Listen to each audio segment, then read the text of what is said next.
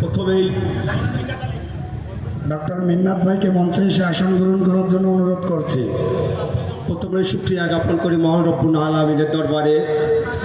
দীর্ঘ 16 বছর পরে আমরা আবার একত্রিত হতে পেরেছি ফ্যাসিস্ট হাসিনা থেকে, এবং তারপরেই স্মরণ করি বাংলাদেশের বহুদলীয় গণতন্ত্রের প্রবর্তক, বাংলাদেশের রাজনীতির রাখাল রাজা, বাংলাদেশের পথেঘাটে যার পদচারণা, বাংলার মাটি ও মানুষের নেতা, মহান মুক্তিযুদ্ধের ঘোষক শহীদ রাষ্ট্রপতি জিয়াউর রহমান। তারপরে আমি স্মরণ করি 24-এর এই গণ অভ্যুত্থানে ছাত্র জনতা যাদের বুকের তাজা রক্ত ঢেলে দিয়ে আমাদের এই স্বৈরাচার ফ্যাসিস্ট হাসিনা থেকে মুক্ত করেছে, সেই সকল শহীদ ভাইদের রুহের মাগফিরাত কামনা করছি। আমি সুস্থতা কামনা করি যে সকল ভাইয়েরা আমাদের সাথে রাজপথে জীবনের মায়া ত্যাগ করে এই স্বৈরাচার হাসিনার বিরুদ্ধে নিজের বুক পেতে দিয়ে সর্বোচ্চ চেষ্টা করে এই হাসিনার বিদায় করেছে, সেই সকল ভাইদেরকে সুস্থতা কামনা করছি। আমরা এমন একটি সময় এখন এসেছি যেখানে আমরা কথা বলার স্বাধীনতা ছিল না, আমাদের বাক স্বাধীনতা ছিল না, আমাদের রাস্তায় চলাফেরার স্বাধীনতা ছিল না, আমাদের সর্বপ্রকার অধিকার খর্ব করে শেখ হাসিনা যে ফ্যাসিবাদ কায়েম করেছিল, আজ আমরা সেই ফ্যাসিবাদ থেকে মুক্ত। আমরা আরো বলি, ভারতীয় একটা কুকুর ছিল এখানে, এর কোনো দেশপ্রেমিক ছিল না, এর ভিতরে কোনো দেশ নিয়ে কোনো চিন্তা ছিল না।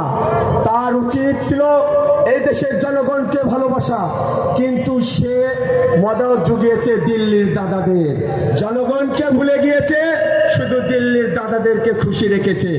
আপনারা জানেন সে কখনোই এ দেশের জনগণের অধিকার নিয়ে কোনো বিষয় তার মাথায় নেই।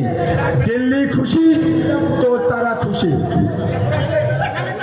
আমাদের মাঝে 3 নম্বর ওয়ার্ড মিঠাপুকুর গ্রাম থেকে একটি মিছিল আসছে, সবাই গণতালির মাধ্যমে তাদেরকে অভিনন্দন জানাই।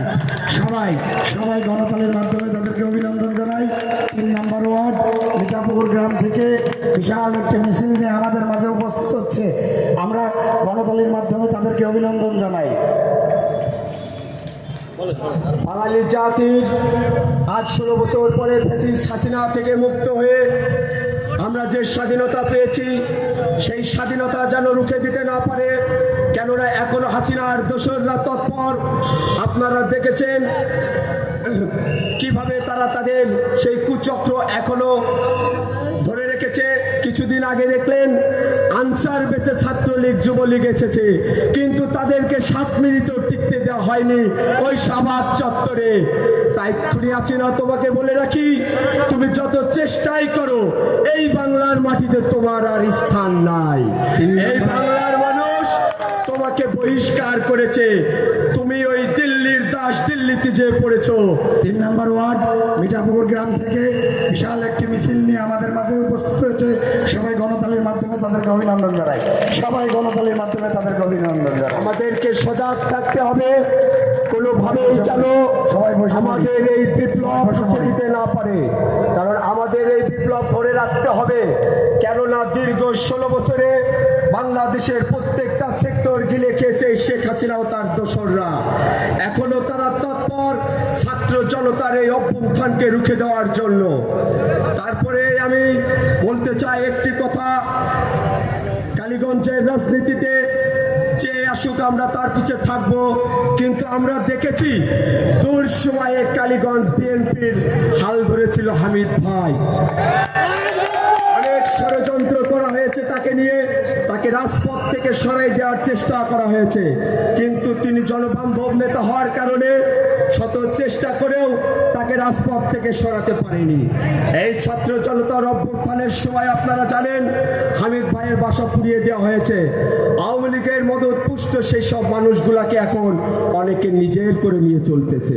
আরে ভাই, আপনি 16 বছর চলতে পেরেছেন, এখনো কি আপনি পারবেন না যে আপনাকে তাদেরকে নিয়ে চলতে হবে? তাদের হাতে আমার ভাইয়ের বোনের রক্ত লেগে আছে, তাদের সাথে কোনো আঘাত নয়।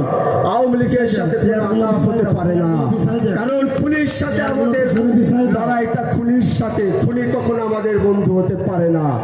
আমাদের লড়াইটা আদর্শের ক্ষমতার নয়। আমরা আদর্শচ্যুত হয়ে যেন নিজের দল ভারী করতে যে খুনিদেরকে আমাদের কাছে না ডালি।